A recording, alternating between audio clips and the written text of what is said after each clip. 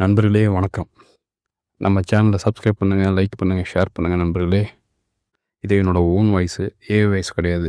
அதனால் எல்லாம் சப்போர்ட் பண்ணுங்கள். இன்று நம் சாணக்கியர் கூறிய ஒரு 10 தந்திரங்களை பற்றி தான் பார்க்க போகிறோம். அது நம்ம தலைப்பு பார்த்திங்கன்னா, உன்னை காயப்படுத்தியவர்களை மௌனத்தால் அளவிட இந்த 10 தந்திரங்கள் போதும் என்று நம்ம சாணக்கியர் கூறுகிறார். அதை பற்றி நம்ம விரிவாக பார்க்கலாம் வாங்க. தந்திரம் 1, மௌனம். பேசாத பதிலின் சக்தி.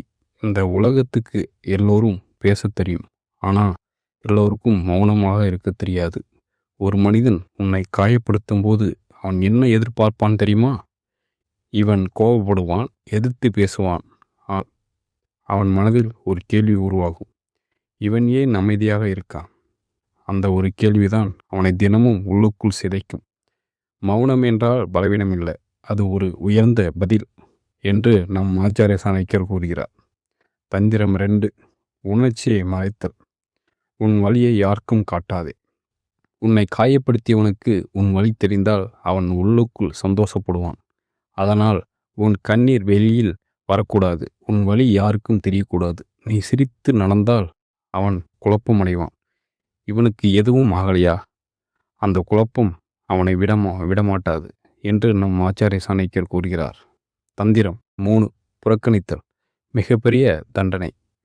ஒரு மனிதனை அடித்தால் அவன் மறந்து விடுவான், ஆனால் நீ அவனை புறக்கணித்தால் அவன் தாங்க முடியாமல் போகும். ஏன் தெரியுமா? மனிதனுக்கு மிகவும் தேவையானது கவனம். நீ அதை எடுத்து விட்டால் அவன் உள்ளுக்குள் தனிமை, வலி, கோபம் எல்லாம் சேர்ந்து அவனை சிதைக்கும் என்று நம் ஆச்சாரிய சாணக்கியர் கூறுகிறார். 4, உன் முன்னேற்றம் அமைதியான பழிவாங்கல். நீ அமைதியாக உன் வாழ்க்கையை உயர்த்த ஆரம்பித்தால் நல்ல வேலை, நல்ல நிலை, நல்ல வாழ்க்கை அதை பார்த்தவுடன் உன்னை காயப்படுத்தியவன் உள்ளுக்குள் உடைந்து போவான். நான் தவறு பண்ணிட்டேனா, இவனை இழந்துட்டேனா என்று வருந்த ஆரம்பிப்பான் என்று நம் ஆச்சாரிய சாணக்கியர் கூறுகிறார். தந்திரம் 5, எப்போதும் கிடைக்காது. நீ எப்போதும் எல்லோருக்கும் கிடைத்து கொண்டே இருந்தால் உன் மதிப்பு குறையும். ஆனால் சில நேரம் மௌனம், சில நேரம் தூரம். இதை நீ கடைபிடித்தால் அவர்கள்தான் உன்னை தேடுவார்கள், இவன் எங்கே போனான் என்று ஆச்சாரிய சாணக்கியர் கூறுகிறார். தந்திரம் 6, உன் மாற்றம். அவர்களின் மன வருத்தம். ஒரு நாள் நீ முழுக்க மாறிப்போய் நிற்பாய். முன்பு இருந்த நீ இல்லை, இப்போது நீ ஒரு புதிய நீ. அதை பார்த்தவுடன் அவர்கள் மனதில் ஒரு வலி, நான் இவனை இப்படி மாற்றிட்டேனா? அதுதான் உண்மையான பழிவாங்கல் என்று நம் ஆச்சாரிய சாணக்கியர் கூறுகிறார். தந்திரம் 7, அவர்களின் அகந்தையை உடைத்தல். அகந்தை கொண்ட மனிதன் என்ன நினைப்பான்? என்னை விட்டால் அவன் இருக்க முடியாது, ஆனால் நீ அமைதியாக தூரம் போனால் அவன் உள்ளுக்குள் உடையும்.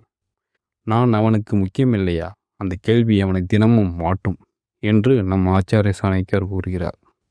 தந்திரம் 8, பதில் கொடுக்காத உயர்வு. அவன் காயப்படுத்தினான், நீயும் காயப்படுத்தினாய். அப்படியானால் என்ன வித்தியாசம்? எதுவும் இல்லை. ஆனால் நீ அமைதியாக இருந்தால் நீ உயர்ந்தவன், அவன் கீழானவன் என்று ஆச்சாரிய சாணக்கியர் கூறுகிறார். தந்திரம் 9, மனக்கட்டுப்பாடு. உண்மையான சக்தி. மௌனம் எளிது இல்லை.